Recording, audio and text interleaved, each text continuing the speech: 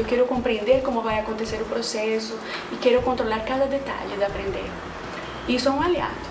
Só que é exagerado, ou levado a um nível mais extremo, ele pode se tornar um grande inimigo, porque aprender significa eu entrar em um espaço do desconhecido, significa eu nem sempre ter como controlar o processo, e nem todas as coisas estão claras sempre, porque aprender também traz confusão. Tem outros inimigos da nossa época, por exemplo, como a pressa. A gente sempre está querendo aprender e aprender rápido. Isso é bom, porque o momento nosso da nossa época exige isso. Só que se eu tenho sempre pressa, também me termino limitando. Às vezes aprender requer tempo, requer paciência, requer dedicação. Então, quando a gente olha como aprendiz os inimigos e os aliados que nos acompanham, a gente pode olhar para esses elementos e estar desenvolvendo cada vez mais novas competências de aprendizagem, nos tornarmos aprendizes mais efetivos. É isso.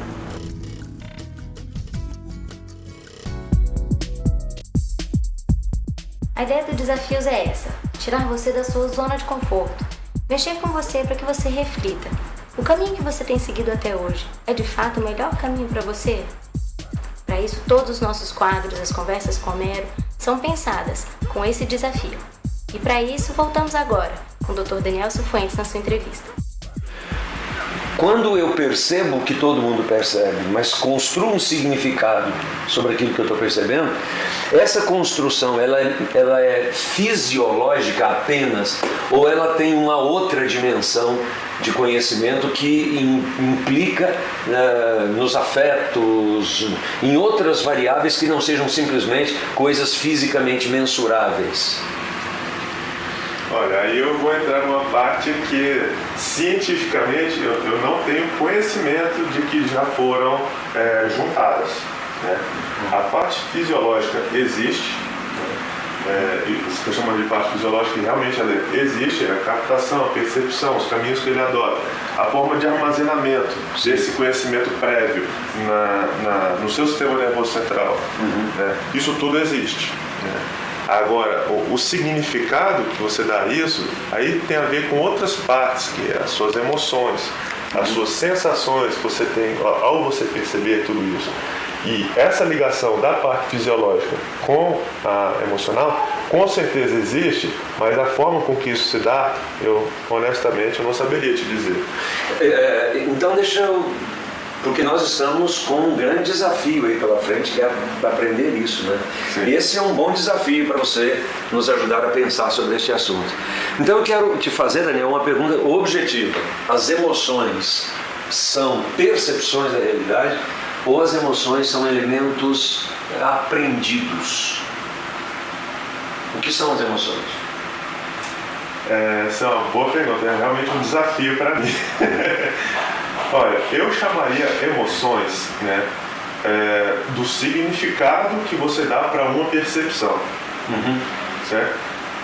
É alguma coisa que você consegue, mesmo que seja novo, você já consegue atribuir uma importância àquilo dali, um significado àquilo dali.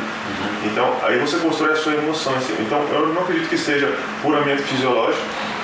Eu acredito que tenha mais componentes que envolvam aí a parte da sua mente, né? Que seria a sua... não sei, aí vai de vertentes, né? Tem gente que acredita na sua alma, no seu espírito, essas coisas todas. Ok. Agora, e aí trazendo um pouco mais, não para o biólogo, mas para o ser humano, né? Na sua percepção, você acha que é apenas uma possibilidade ou é uma verdade de que as emoções estão intimamente conectadas com a questão da experiência e da linguagem? Em outras palavras, eu posso dissociar as emoções da percepção do fenômeno, por exemplo? Ou seja, você me fala alguma coisa e eu me ofendo. Existem teorias que dizem que eu me ofendi porque na frase que você dedicou a mim está embutida uma emocionalidade de caráter cultural. E o que nós temos desenvolvido nas pesquisas ontológicas é que não. Você me diz o que você quiser me dizer e eu escolho com que emoção eu vou escutar o que você me diz. Como é que isso bate aí em você? Como é que você reflete sobre isso? Olha, isso para mim, você fez bem a pergunta, porque isso para mim, como biólogo, eu não sei até que ponto que eu conseguiria acrescentar pelo meu conhecimento de biologia propriamente dita. Né? Porque quando a pessoa faz uma pergunta com uma emoção, né, você sente a emoção que a pessoa fala. Né? Ainda mais se ela for enfática, você consegue perceber qualquer emoção. Então a percepção da emoção é um estímulo a mais. Sim. Certo? Sim. Então você pode ter o significado daquela percepção a mais ou não. Então a pessoa está te transmitindo uma mensagem e ela coloca um estímulo a mais ali, que é a emoção com que ela está passando daquilo dali. Uhum. Você, quando percebe com um olho treinado, né, você consegue perceber a mensagem que ela te passa e a emoção.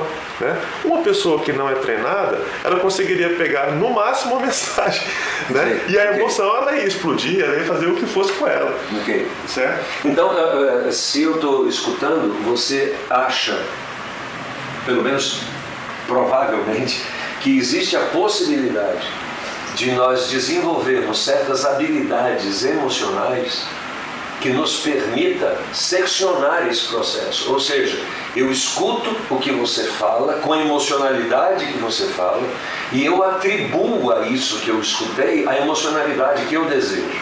Isso seria possível? Ou seja, obrigatoriamente, deixa eu colocar um caso real, obrigatoriamente, você quer me ofender, e para isso você vai dizer palavras duras a meu respeito. Sim. Eu escuto a sua intenção de me ofender e as palavras duras que você diz. E ao perceber isso, eu escolho não me sentir ofendido. Isso é possível, é uma habilidade, é uma probabilidade, uma hipótese, enfim. Tá. E agora um recado para você que nos assiste em Nova York ou que estará lá entre os dias 4 a 7 de junho. O Homero vai lançar o seu livro Coach Ontológico, a Teoria da Decisão, traduzido para o inglês na Book Expo América, nos dias 4 a 7 de junho. Confira. Chegou a hora de mudar.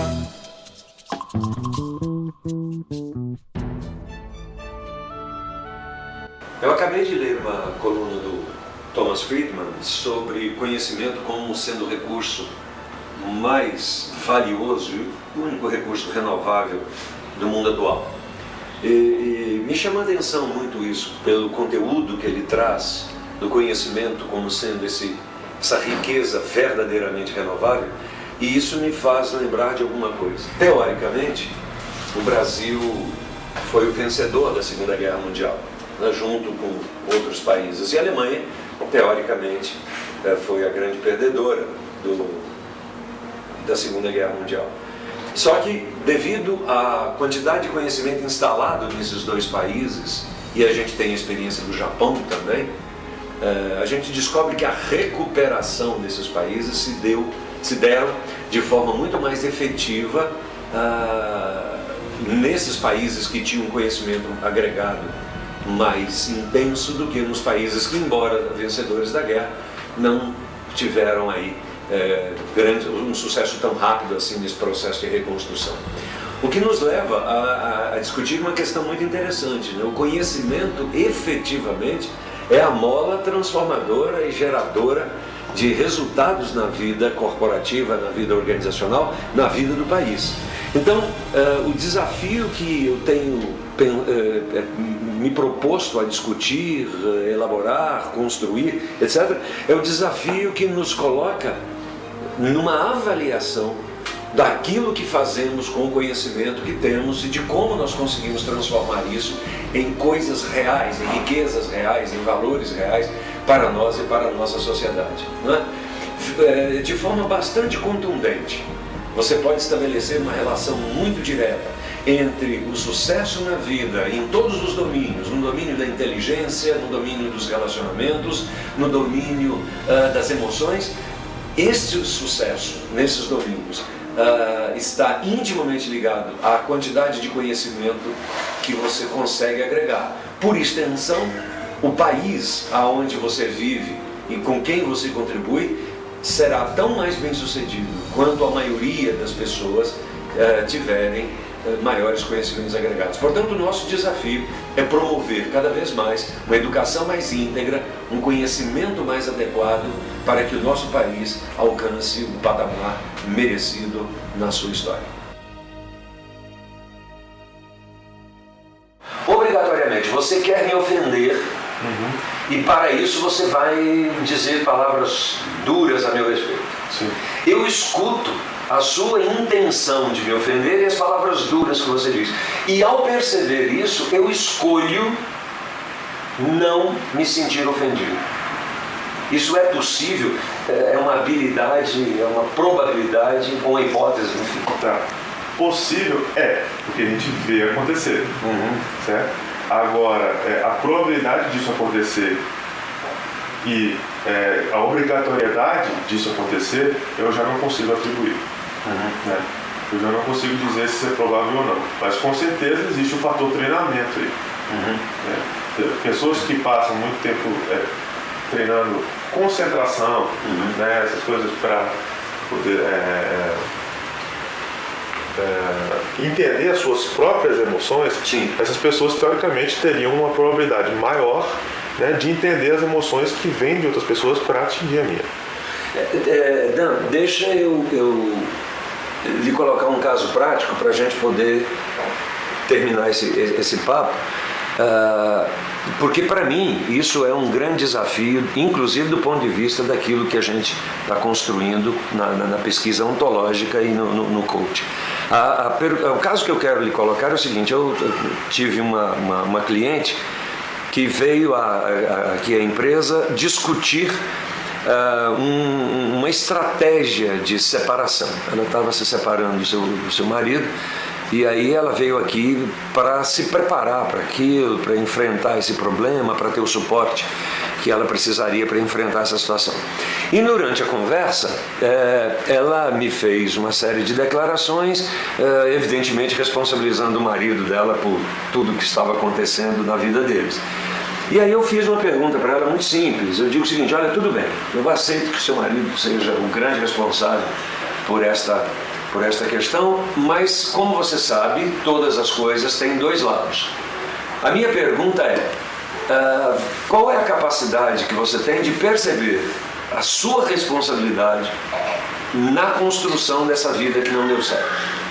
Aí ela me deu a seguinte resposta, ela diz: olha, eu não tenho capacidade hoje de perceber em mim nenhuma responsabilidade. Portanto, eu digo que 100% da culpa é dele. Assim fica fácil, né? Assim fica fácil, né?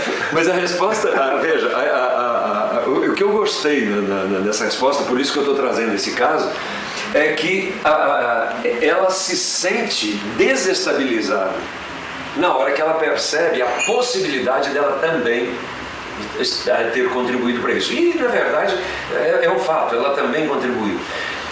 Você acha que a gente poderia desenvolver nela uma maturidade emocional tal que ela, num determinado momento, percebesse que ela também é responsável e aceitar isso como parte do seu próprio crescimento?